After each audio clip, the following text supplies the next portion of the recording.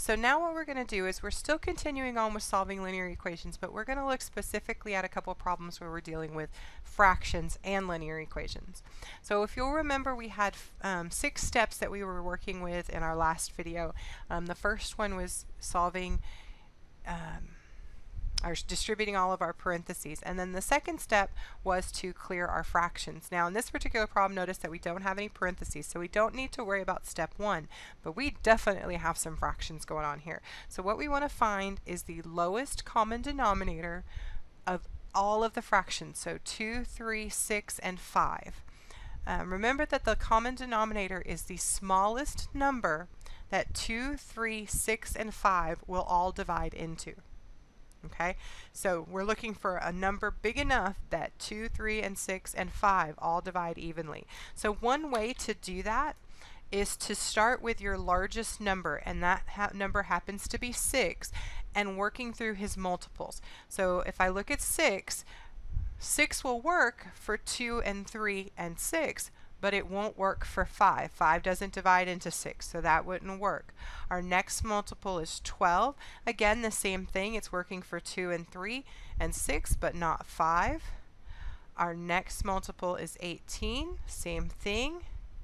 And then we've got 24, so that also doesn't work. And then we have 30. All of a sudden, wait, we got to look at 30 because it works for 2, 3, and 6. And 5 will divide into 30. That's 6 as well. So there's our common denominator. This isn't the only way to find a common denominator, but it's the way I can explain to you the easiest. And it does work every time. So what we're going to do is we are going to take both the left-hand side and the right-hand side, and we are going to multiply by 30 over 1. Both sides of our equation, 30 over 1. Now, technically, you don't need to put it over 1. I'm doing that for emphasis. I want to make sure you understand that when we multiply the 30, it only multiplies times the numerator, or the top of the fraction. The bottom of our fractions are going to stay exactly the way they are. So we're going to do 30 times 7. That's going to give us 210 divided by 2x. And then we're going to do 30 times 5. So that's going to give us negative 150 over 3. We're going to do again 30 times negative 5. So that's going to give us negative 150 over 6x. And then 30 times 4, so that's going to give us a negative 120 over 5. And I know that these numbers seem a little big, and if you need to, you can use a calculator to actually multiply these out and divide them. But remember, what we're trying to do is get rid of these fractions so you don't have to find a common denominator for all of the fractions. Now, if we've done it correctly, when we do the next step, which is to divide, we should be able to divide all of these out into whole numbers. So 210 divided by 2 gives us 105x minus 150 divided by 3, which would give us 50. Negative 150 divided by 6, which gives us negative 25x. And then 120 divided by 5, which gives us a negative 24. Look at that. Nice, pretty whole numbers. No more fractions as part of our problem. And we can just continue solving like we did in the last video. We don't have any like terms on the same side, so we're going to start moving our variables around. We want to go ahead and move this 25x to the other side. So we are going to add 25x to both sides. So that is going to give us 130x minus 50 equals negative 24. Again, being really careful to keep those negatives. So now that all of our x's are over here, we're going to add 50 to both sides of our equation.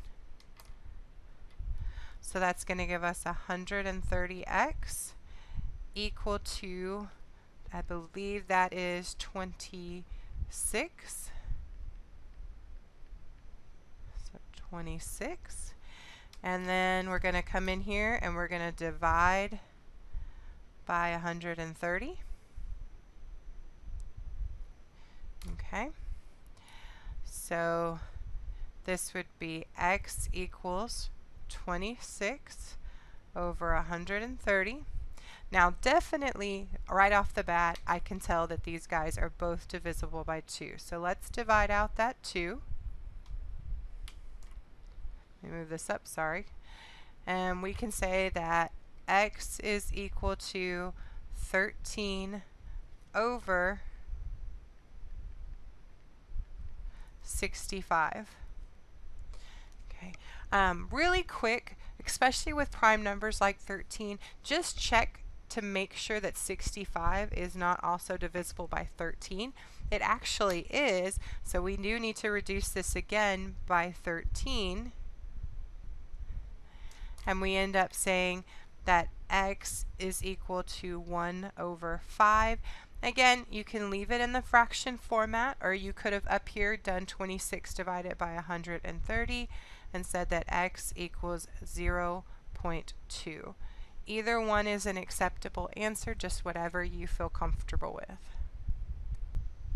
Okay, so for our next problem with fractions, we're actually going to add in some parentheses. So we've got negative 1/5 times n minus 3 equals 1/5 times n minus 3/4. And one of the things that I typically like to do when I'm working with both fractions and whole numbers in a problem like this is go ahead and place this 3 over 1. So everybody's in fraction format. And remember, when we're multiplying fractions, it's top times top, bottom times bottom. So we're going to distribute this negative 1/5 in to both of these terms. Remember, we do parentheses first, whether it has fractions in it or not. So we've got negative 1/5 in, and a negative times a negative makes this a positive. And again, 3 times 1 is 3, 5 times 1 is 5. Top times top, bottom times bottom. So now we're going to do the same thing with the 1/5 on the other side here. So this is going to equal 1/5 n minus 3 over 20. Okay, so now we have gotten rid of our multiplication, our parentheses. So we're on to our second step, which is to get rid of all of those icky fractions since we don't want them in our problem. Again, we want to start with our largest denominator and determine if it can be our common denominator, and then go from there. So looking at our largest denominator, our denominator is 20. So 5 will divide into 20. And 20 will divide into 20, so this is our common denominator. That's what we want to multiply everything by. I love it when our largest denominator actually ends up being our common denominator. So we're going to take and multiply both the left-hand side by 20 over 1 and the right-hand side by 20 over 1. And again, if you need to do this using your calculator, that's perfectly fine. So we're going to distribute this 20 to both the negative 1 and the 3, and over here the same thing to the 1 and the 3. So that is going to give us negative 20 over 5n plus 20 times 3, which is going to give us 60 over 5 equals 20 over 5n, and again 20 times 3 minus 60 over 20. And again, at this point, if we've multiplied by the correct common denominator, when we go divide all these fractions out, we should come up with nice pretty whole numbers, and we're going to do that. Negative 20 divided by 5 is going to give us negative 4n,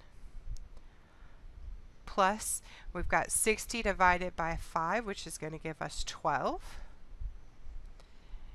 Again, 20 divided by 5 is going to give us a positive 4n, minus 60 divided by 20. And one of the really cool things, guys, I don't know if you remember this, but when you have extra zeros like this, you can actually cancel them out and just say, well, 6 divided by 2 is 3. Okay, anytime you have a 0 on the top and the bottom, you can actually just go ahead and cancel them out. It's kind of what you're basically doing is dividing out the 10 first. Okay, so now we are on to moving our variables around. So since we've kind of been doing this the entire time, let's go ahead and move our positive 4n over here to the other side. So we are going to subtract 4n from both sides. So that's going to give us negative 8n plus 12, and then these n's are going to cancel, equals negative 3. So now we're going to move our positive 12 since he's on the same side of our n, and we're going to subtract 12 from both sides. Okay, so again, we still have our negative 8n. Our 12s are going to cancel here. And negative 3 minus 12, so I owe you $3, and I borrowed 12 more. That means I now owe you 15. We're on our last step. We're going to divide both of these guys by negative 8. Now, 15 divided by 8. They don't have anything in common. The only thing that divides into 8 is 4 and 2. Neither 4 nor 2 divide into 15, so we can't reduce that. However, you see how we have this negative and a negative. Please remember that you can reduce their signs. A negative divided by a negative is a positive. So we would have n equals 15 over 8. And again, if you want to put that in decimal form, please feel free to. I typically leave my answers in fractions.